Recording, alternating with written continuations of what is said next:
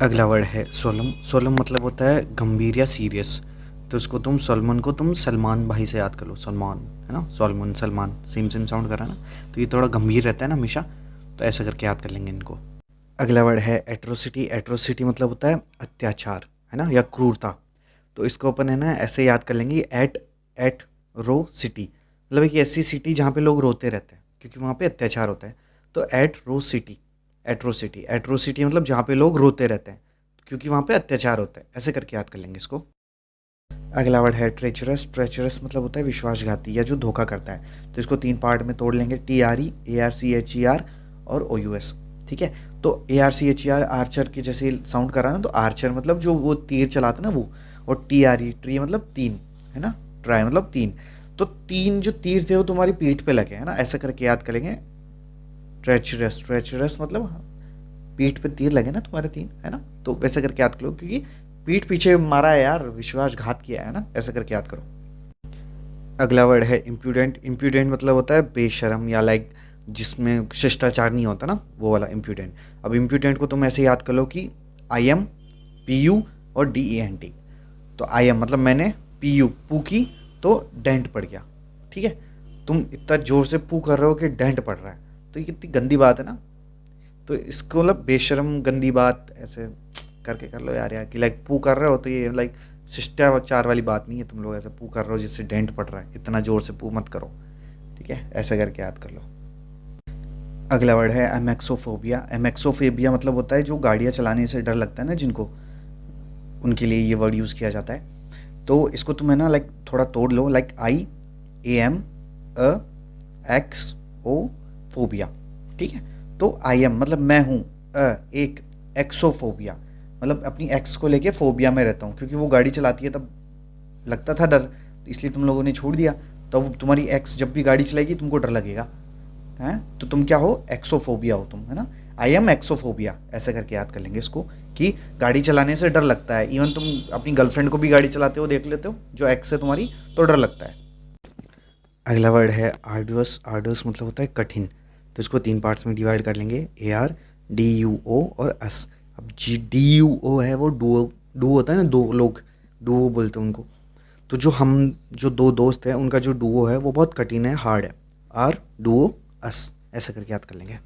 अगला वर्ड है exert. Exert को तुम एक काम करो, दो पार्ट्स में तोड़ लो, ई एक्स और सी ई आर पी टी।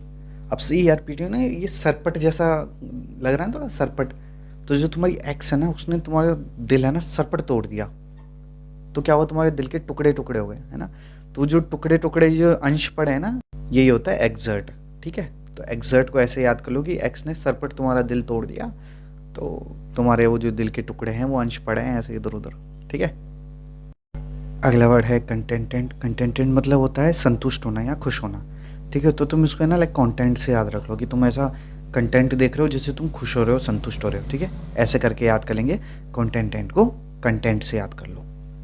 अगला वर्ड है क्रॉस। क्रॉस मतलब होता है पार्टी देना या दावत देना।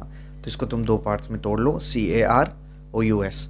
ठीक है, तो जो कार है वो अस हमारी है ना, और उसमें तुम क्या दे रहे हो, पार्टी दे रहे हो। अब पार्टी में क्या होता है, खाना पीना दावत हो रही है, मस्त है ना। तो कार और अस ऐसे करके याद कर लो तुम, है ना। अगला वर्ड है बेनेवलेंस। बेनेवलेंस मतलब होता है भलाई। तो भलाई कब होगी, जब आदमी इवॉल्व होगा। ठीक है, तो जो बैन है ना, बी ई एन, इसको बैन से याद कर लेंगे।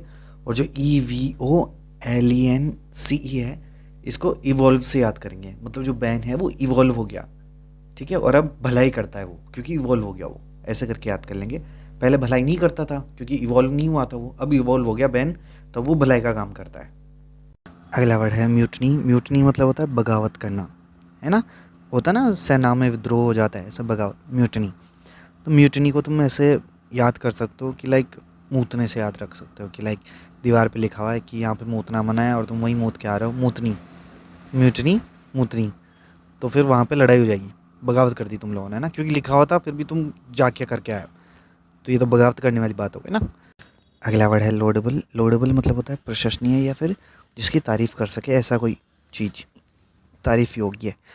तो मैंने इसको लोडेबल को, सॉरी, लोडेबल को लॉडेबल से याद रख रखा है कि लाइक जिसके पास है वो प्रशंसनीय है, तारीफ़ की हो गए, है ना? जितना बड़ा होगा उतना प्रशंसनीय होगा, तो लोडेबल, ऐसे करके याद कर लो, ठीक है?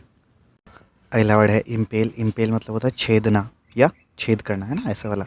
तो इसको 3 पार्ट्स में डिवाइड कर लेंगे, IMPALE। जो PALE इसको पेले से याद कर लो, लाइक तुमने किसी को पेल दिया, तो आई एम पेला, मैंने पेला, तो पेला तो क्या हो गया, छेद हो गया, ठीक है, छेदना, तुमने छेद किया ना, ऐसा करके याद कर लो। अब जो पेलता है ज़्यादा है ना, उसको टैग करोगे, भाई तुमने ही पेला, है ना। अब आई एम भी पेला, मैंने पेला, तो छेद हो गया, ठीक है। ऑस्टियर। ऑस्टियर का मतलब होता है सीधा साधा, कठोर, या ऐसे थोड़ा गंभीर, ठीक है। तो इसको अपन 2 पार्ट्स में डिवाइड कर लेंगे, ए और USTERA। जो USTERA है ये उस्तरे जैसा साउंड कर रहा है, ठीक है। तो उस्तरे।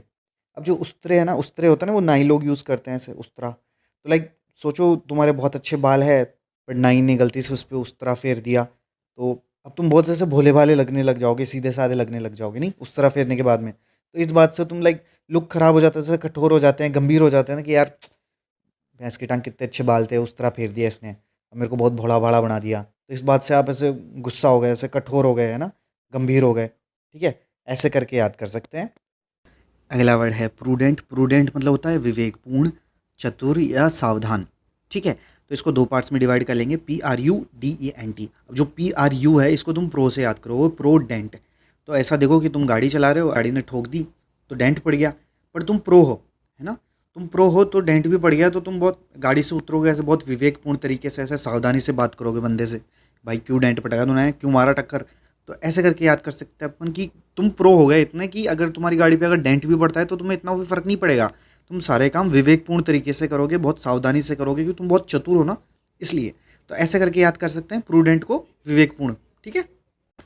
अगला वर्ड है आइडिलिक। आइडिलिक मतलब होता है सुखद जीवन, या जो शांतिपूर्वक हैप्पीली लाइफ होती है ना, वो, है ना। तो इसको अपन 3 पार्ट्स में डिवाइड कर लेंगे, IDY और LIC। और ये जो LIC है इसको LIC से याद कर लेंगे, लिक।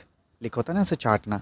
तो क्या होता है ना, जब तुम ऐसे शांति से बैठे हो आराम से, तो तुम अपनी जो आईडी है उसको ऐसे चाट रहे हो ऐसे, तो कोई तुमको पूछ रहा है कि तुम ये आईडी है इसको वाई लिक, आईडी वाई लिक, आईडी को क्यों लिक कर रहे हो, क्योंकि तुम ऐसे शांति से बैठे हो, है ना, शांति है तुम्हारे जीवन में, तो तुम आईडी को लिक कर रहे हो, ऐसे करके याद कर सकते हैं, आईडी लिक। आईडी लिक मतलब शांतिपूर्वक। अगला वर्ड है विम्सिकल। विम्सिकल मतलब होता है सन की। तो इसको अपन 2 पार्ट्स में तोड़ लेंगे, विम और सिकल। अब जो विम है वो विम बार से याद करो, जो बर्तन धोने वाला साबुन होता है ना, विम बार। और सिकल मतलब शकल, है ना, विम बार जैसी शकल है किसी आदमी की, तो वो कैसा है, सन की आदमी, ठीक है। तो मोस्टली जितने भी सन की आदमी होते हैं ना, उन सबकी शक्ल विम बार जैसी होती है। तो अगर आपका कोई दोस्त है जो सन की है, तो उसको बताओ भाई देख तू विम शकल है ना, तेरी शक्ल कैसी है, ठीक है, ऐसे करके याद कर लो। अगला वर्ड है कैरिकेचर। कैरिकेचर मतलब होता है हंसी मजाक करने वाला या व्यंग करने वाला। इसको 2 पार्ट्स में तोड़ लेंगे, केरी और केचर। अब केरी कैसी होती है, खट्टी, और केचर मतलब होता है काटने वाला। अब जो केरी को काटने वाला है वो आने जाने वाले लोगों के ऊपर व्यंग कस रहा है, हंसी मजाक कर रहा है, हर बात एग्जैजरेट करके बोल रहा है उनको हंसाने के लिए। तो ऐसे करके याद कर लेंगे कैरिकेचर। अगला वर्ड है बोवाइन। बोवाइन मतलब होता है गायों से संबंधित। तो इसको याद करने के लिए मैंने ज़्यादा एफर्ट नहीं लिया था, मैंने सीधा इसको 2 पार्ट्स में तोड़ दिया, BO और VINE। अब BO है ना, मैंने इसको लाइक गाय के साउंड से याद किया, जैसे गाय करती है ना ऐसा, है ना, गाय की आवाज़ आई ना ऐसा, तो ऐसे,